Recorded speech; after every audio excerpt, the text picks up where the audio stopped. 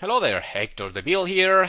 This is going to be a very short video where, we will be addressing how to go about setting our target levels if we are trading the London Open breakout. Like I said, this is going to be a very short video. It's not going to take long because you are already familiar with the approach we are going to be following. Alright, so without any further delay, let's get started.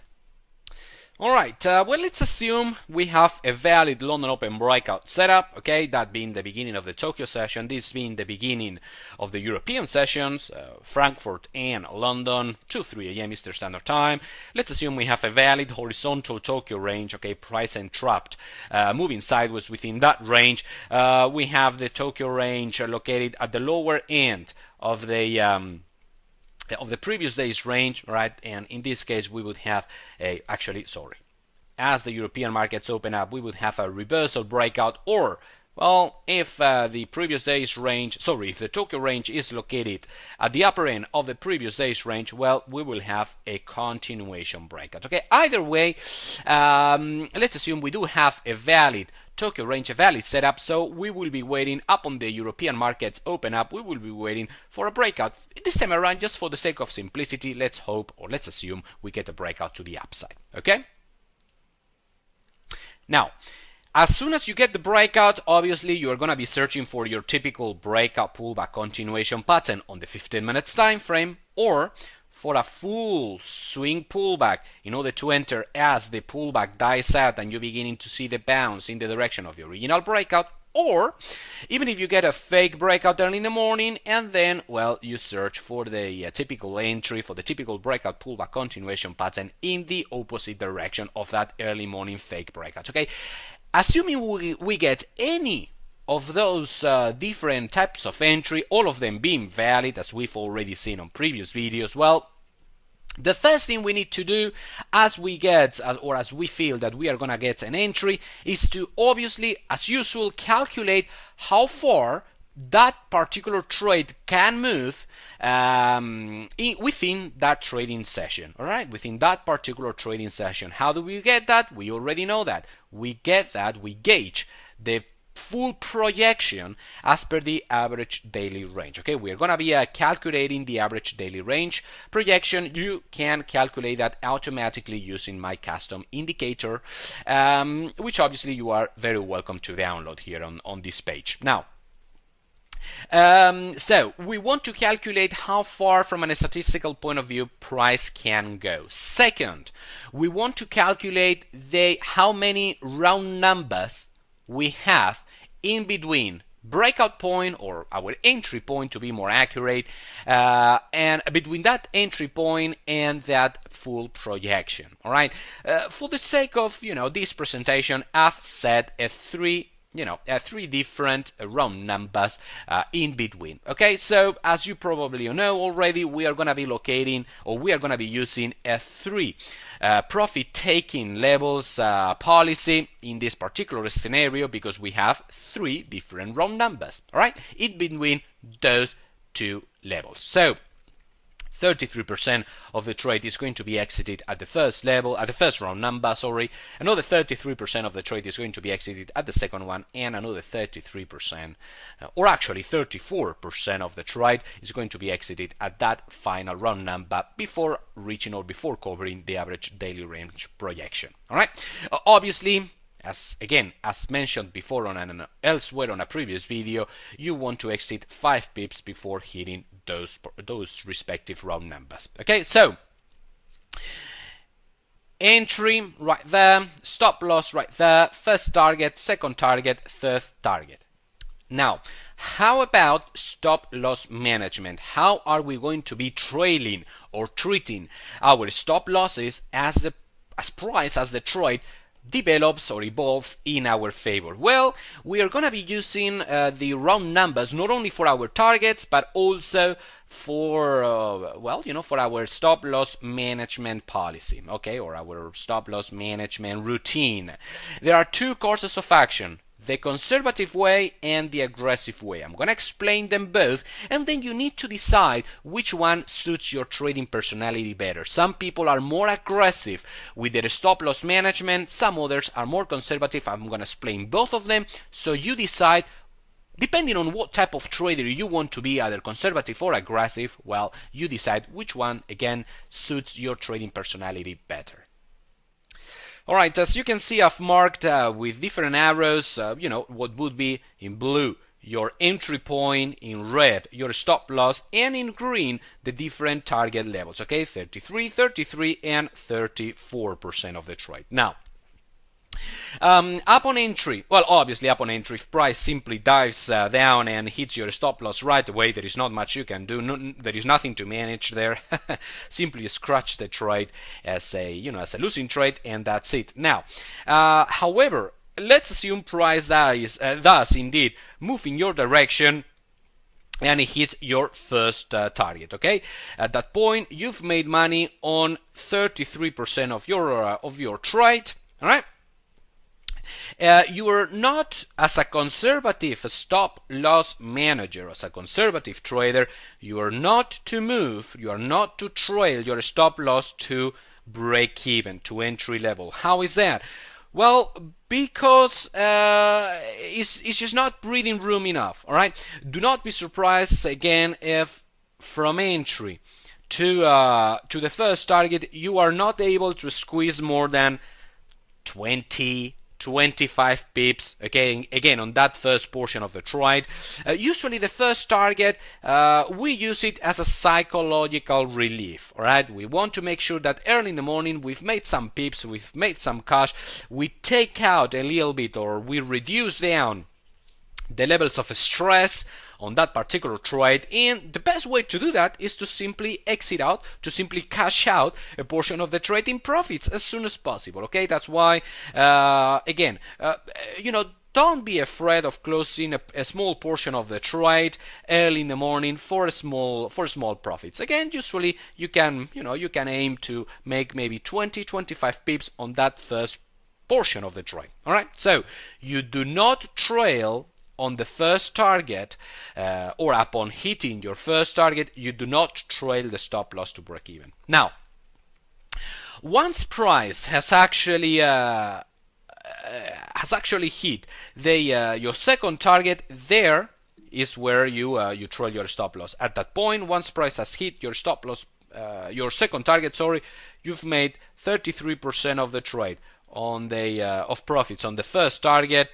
On the second one, you've exited 33% also of the trade, so you've made money already on 2/3 of the trade. And now what you are going to do is simply take your stop loss, and you're going to trail it to break even once price is there. Okay, once you've made money on 2/3 of the trade, and from that point on, your job as a trader is done for the day. Okay, it's just done for the day. It's just now up to the forex gods to, well, determine whether price is to continue pushing to the final target, or to simply exit out, to simply reverse and to hit your first target. All right, sorry, your stop loss. It's, again, at that moment your job as a trader is done. You can simply close out your trading station or search for trading opportunities somewhere else. All right.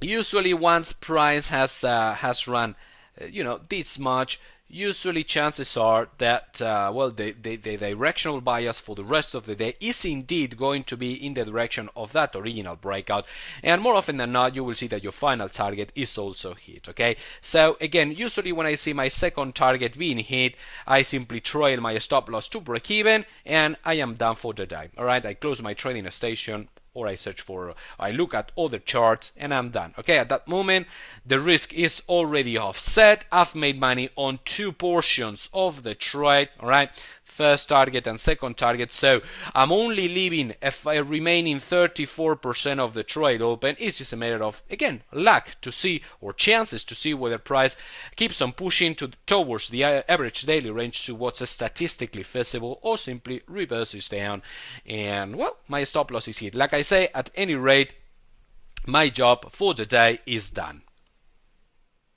Alright, so how would an aggressive trader deal with his stop loss management once he's involved in a trade? Well, entry price as soon as price hits your first target. An aggressive trader would be looking to trail the stop loss to break even. All right. The idea here is to not only secure profits as soon as possible, but also to offset the risk also as soon as possible. Now, if you do that, if you follow an aggressive stand on your stop loss management, do not be surprised if any random wiggle hits your stop loss and therefore kicks you out, knocks you out of the trade.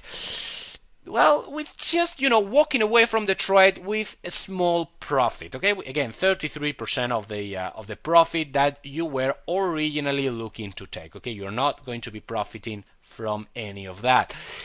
But again, that's the extra degree of risk you are willing to take as an aggressive trader. All right, you are looking to trail your stop loss as closely as possible from price as possible as price evolves in your direction.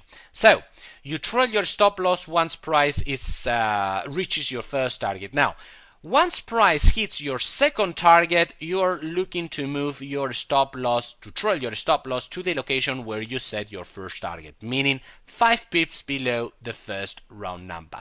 What's the idea here? Well, the idea here is to make money or to secure profits out of all 3 portions of the trade, as the second portion is already in profits. Let me try to explain this. You're going to make money out of the first portion of the trade. Now, you've already also made money on the second portion of the trade, but if price turns around from here and hits your stop loss, you are also going to make money out of that final portion of the trade. Okay, granted, you are only going to make 33%, all right, on that final portion. Okay, so you would make, out of the entire potential move, you're gonna make 33% of profits on the first portion of the trade, 66% of profits out of the second portion of the trade, and 33% of profits out of the third final portion of the trade. But still, you are securing profits out of the entire range of the trade. Okay, so that's what an aggressive trader would be looking to do.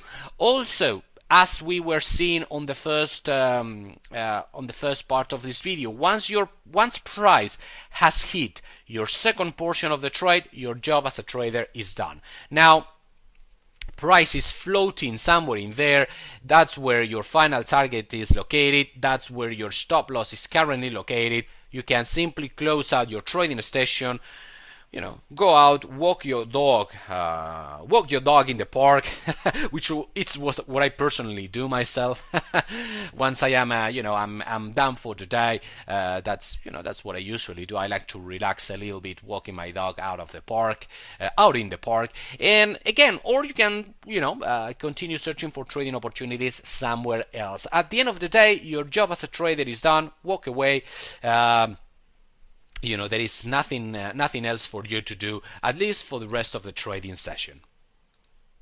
Alright, well, now that we know how an aggressive and a conservative trader would deal with the stop loss management, you're probably wondering what's my recommendation. Okay, do I recommend you to be a conservative trader or an aggressive trader? Again, I cannot really answer that question for you. That's totally up to you to decide. However, until you make up your mind, until you take that decision, my recommendation is that you follow a blended approach, okay, a mixed approach.